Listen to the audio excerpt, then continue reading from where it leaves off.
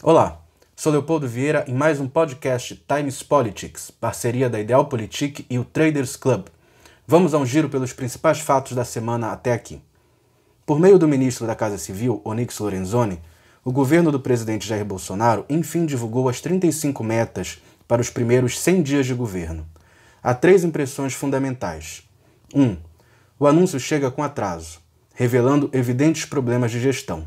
Sobre a falta de detalhamento, a Casa Civil respondeu que as metas estavam descritas em documento da época do governo de transição e que as linhas prioritárias haviam sido entregues na semana anterior pelos ministérios e estavam em fase de consolidação pela equipe técnica da Casa Civil. Em resumo, ainda estão em consolidação.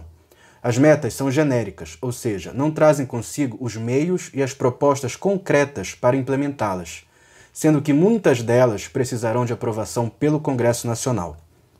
2. Normal. É um governo novo, de força política nova, e é natural que demande tempo para a sintonia fina. Mas este ajuste será essencial nos próximos dias, pois senão não haverá exatamente o que mensurar. A reforma da Previdência ficou fora da lista, assim como do discurso de Bolsonaro em Davos. Novamente, é a coordenação de governo precisando de tempo para bater o martelo, que coincidentemente é o caso também do déficit governista em definir a candidatura que apoia para a presidência do Senado, já que o PSL já fechou questão com Rodrigo Maia na Câmara. Contudo, Onyx disse que a Previdência não precisava constar nas metas por ser a de número 1, mantendo o prazo de apresentar um projeto finalizado em meados de fevereiro.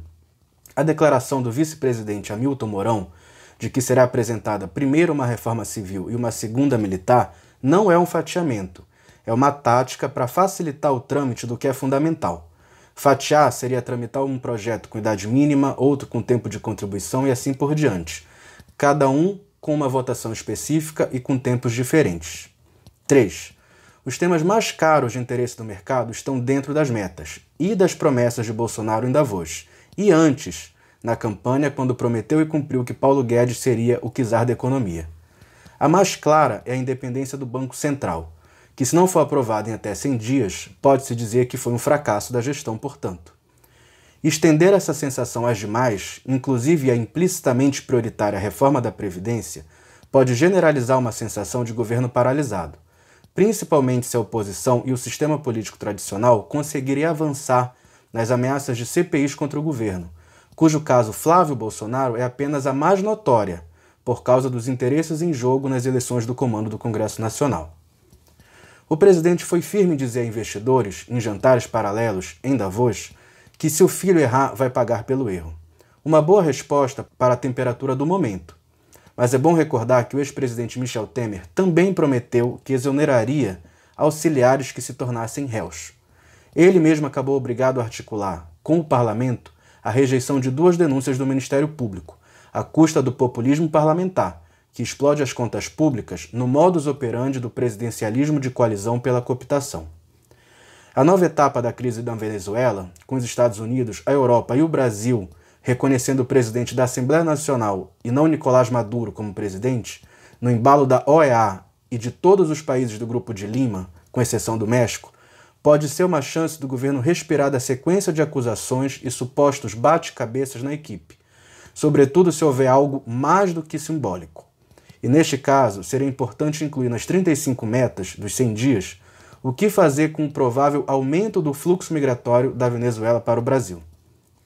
Nos Estados Unidos, Donald Trump se agarrou na luta pelo financiamento do muro na fronteira com o México como forma de prorrogar a reabertura do governo, evitando assim a antecipação das investigações que querem os democratas majoritários na Câmara Americana, com intenção de startar um processo de impeachment.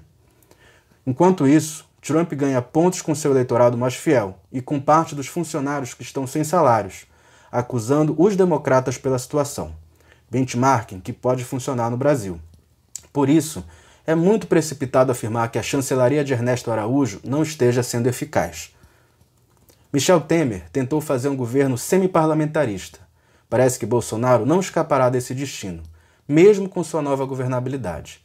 Mas terá que fazer com atores com imagem e focinho bolsonarista, isto é, de perfil anti-establishment.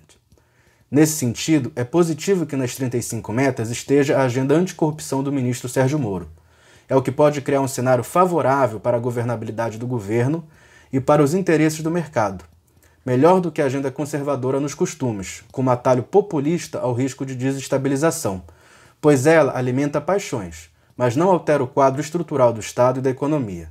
Ruim, dentro da lógica desta gestão, é a aposta em nomes para o Senado que, embora representem uma reforma de lideranças do establishment político, como Trump conseguiu nas leads republicanas nessas eleições americanas de meio mandato, aparecem com uma série de questionamentos éticos.